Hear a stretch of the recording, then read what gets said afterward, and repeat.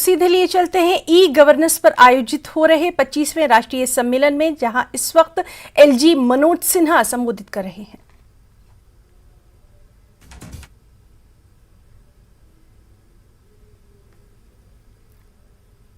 Professor Sinha,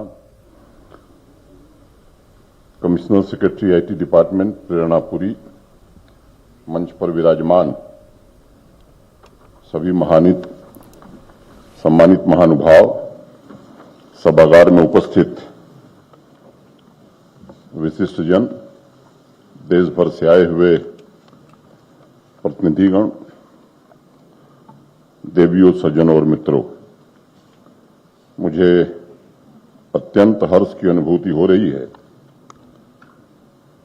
कि e governance की silver jubilee conference का आयोजन जम्मू कश्मीर में हुआ है और स्थान भी जो चयनित किया है वो माता वैष्णो देवी की गोद में बसे कटरा में। मैं आप सबका हृदय से स्वागत करता हूं, अभिनंदन करता हूं, विशेष रूप से हरियाणा के माननीय मुख्यमंत्री जी का, जिन्होंने अपनी तमाम व्यस्तताओं के बावजूद इस कार्यक्रम में आना सुनिश्चित किया। मैं अपनी ओर से और जम्मू कश्मीर की ओर से हृदय से उनका आभार व्यक्त करना चाहता हूं।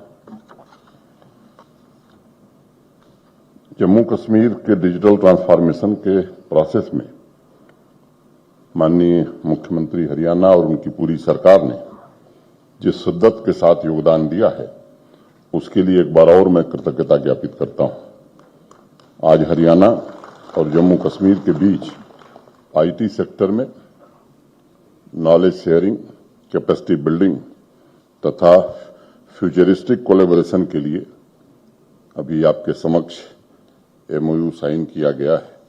मैं इस महत्वपूर्ण पहल के लिए आईटी डिपार्टमेंट जम्मू कश्मीर तथा department of information technology Haryana को बहुत बहुत बधाई एवं शुभकामनाएं देता हूं।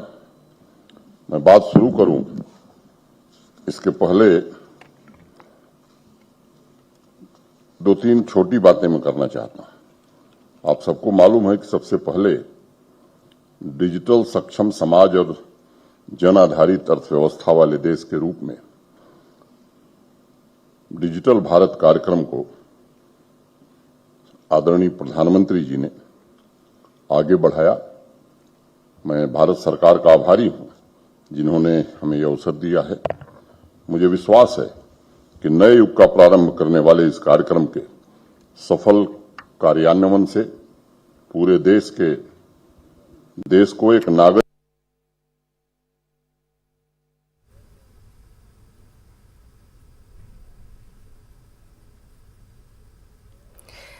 तो आपको ये बराह रास्त तस्वीर हम लगातार दिखा रहे हैं। कटरा स्थित माता वैष्णो देवी विश्वविद्यालय में ई गवर्नेंस पर आयोजित हो रहे 25वें राष्ट्रीय सम्मेलन का दूसरा और आखिरी दिन है। और जिस तरह से हम देख रहे हैं कि इसमें मैं कई बार कहता हूं कि महाभारत हुआ ही नहीं होता। उसके मूल कारण में यदि जाएंगे तो अगर रेवेन्यू रिकॉर्ड उस समय सही दुरुस्त रहे होते तो मामला केवल 5 गांवों का था। भगवान श्री कृष्ण ने उसको सुलझा दिए होते। मैं प्रत्यक्षता एक व्यक्ति से मिला हूं, आप में से भी अनेक लोग ऐसे लोगों से मिले हैं।